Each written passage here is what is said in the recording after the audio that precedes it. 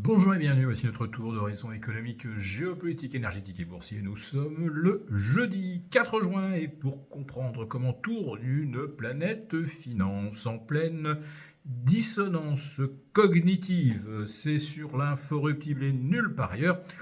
Et cette chronique, je vais l'intituler Les 3 M.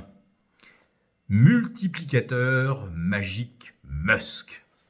Ouais, je fais naturellement allusion au prix de l'IPO que nous allons donc voir lancer dans une semaine. SpaceX valorisé à un petit peu plus de 1700 milliards de dollars, c'est-à-dire 97 fois le chiffre d'affaires et quelques milliers de fois l'improbable profit que l'on espère peut-être après 2030.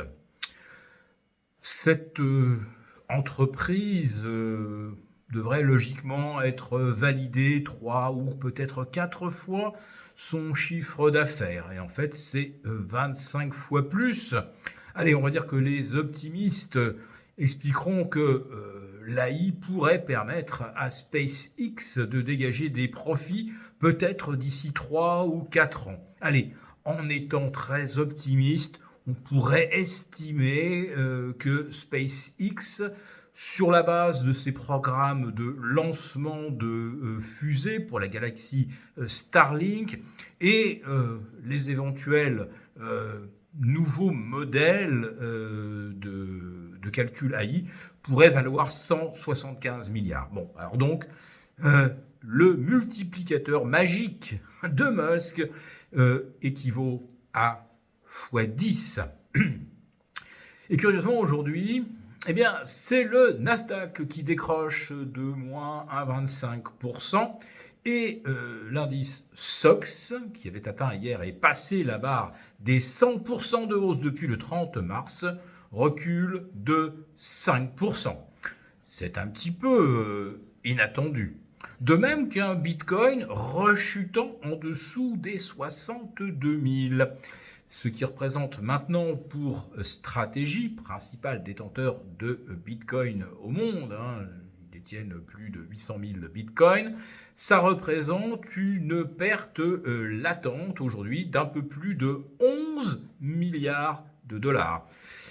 On va dire que Stratégie n'a pas été souvent en négative equity, mais cette fois-ci, on y est et on y est sérieusement. Et le Bitcoin n'est pas le seul à valider des signaux d'alerte à la baisse. On a ça également sur l'Ethereum tombé aux alentours des 1800. Aujourd'hui, on se situe autour de 1780. Et vous prenez par exemple le Solana qui retombe sous les 70 et qui a littéralement pulvérisé un support qui se situait lui vers 80. Je ne vais pas vous infliger toutes les cryptos qui ont perdu entre 10 et 15% depuis le début de la semaine. Mais c'est vrai que la décorrélation par rapport au Nasdaq, maintenant, elle est véritablement avérée et elle est même assez saignante. Alors je lis ici ou là que ces dégagements sur les cryptos, c'est peut-être un petit peu des ventes de lassitude, parce que le Bitcoin était à 50%, non plutôt tombé 50% en dessous de ces records, et faute de rebond, il y en a qui finissent par lâcher l'affaire. Bon là, on nous explique que c'est pour se faire de la liquidité et participer à la fameuse IPO de SpaceX à 1,750 milliard de dollars. Ces ventes préfigurent peut-être aussi des dégagements sur les métaux précieux, puisque c'est un petit peu le même mécanisme quand on a besoin d'argent en cas de correction boursière ou pour aller financer la plus grande vague d'IPO depuis le premier trimestre 2000, eh bien on récupère des liquidités là où on peut et là surtout où on a encore des profits à extraire.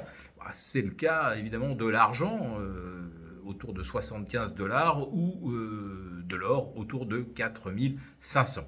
Donc à court terme, je n'exclus pas une consolidation de l'argent vers les 65-66 $ l'once, et l'once d'or reviendrait entre 3009 et 4000 avant de mieux redémarrer cet été. Parce que toutes les projections d'inflation, elles, nous donnent un rythme comparable à 2021, et il va falloir évidemment que les banques centrales réagissent. D'ailleurs, Isabelle Schnabel, qui est au conseil des gouverneurs de la BCE, recommande une hausse de taux, une première hausse de taux dès le mois de juin. Une première, ça veut dire qu'il y en aurait d'autres à suivre d'ici la fin de l'année. Perspective que les marchés devraient prendre un peu plus au sérieux, parce que cela va encore réduire la prime de risque des actions, qui est déjà la plus faible de l'histoire par rapport au marché obligataire. Alors on va jeter un petit coup d'œil également du côté du pétrole, parce que là c'est peut-être la bonne nouvelle du jour. Nous avons une consolidation de 3% du WTI et du Brent, ce qui efface en réalité ce qui avait été gagné la veille. Et là, on nous reparle à nouveau de possibles reprises de contact entre Washington et Téhéran, et peut-être d'un engagement d'Israël à respecter un cessez-le-feu au Liban. C'est le feu qui sera respecté jusqu'à ce qu'Israël dise on est obligé de faire des frappes préventives parce que le Hezbollah préparait un mauvais coup. Et puis il y a également d'autres rumeurs, et là il y a une véritable campagne, un rouleau compresseur médiatique visant à faire penser que l'Ukraine est en train de reprendre la main et en train de chasser les Russes du territoire ukrainien parce que quelques kilomètres de front ont été repris ces derniers mois. Et la Russie est toujours solidement installée au Donbass, avait conquis quelques territoires en direction de l'ouest vers le Dniepr. Est-ce que ça vaut le coup de sacrifier des troupes russes pour défendre un territoire que de toute façon on n'a pas forcément l'intention de conserver? Bon, la réalité, je pense que c'est pas ça le fond du débat.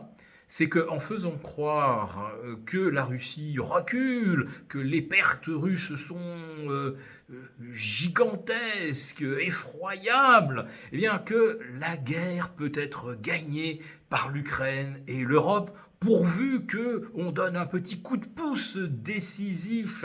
Alors si jamais c'est l'Ukraine toute seule, ça va prendre encore des trimestres avant de chasser les Russes. Autrement dit, la guerre continue, les transferts de capitaux continuent.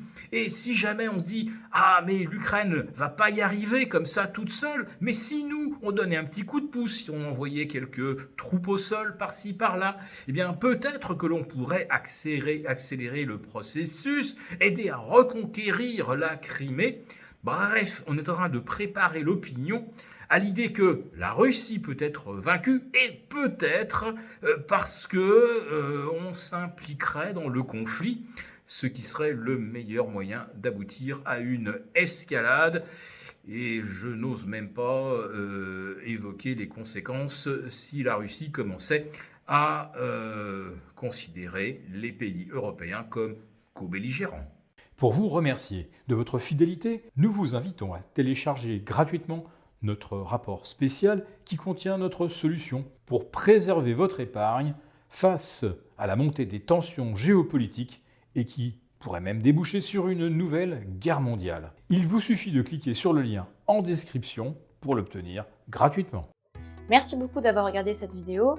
N'hésitez pas à réagir dans les commentaires ou à liker et partager cette vidéo si le contenu vous a plu. Et pour ne rater aucune de nos prochaines émissions, vous pouvez vous abonner à notre chaîne et activer les notifications.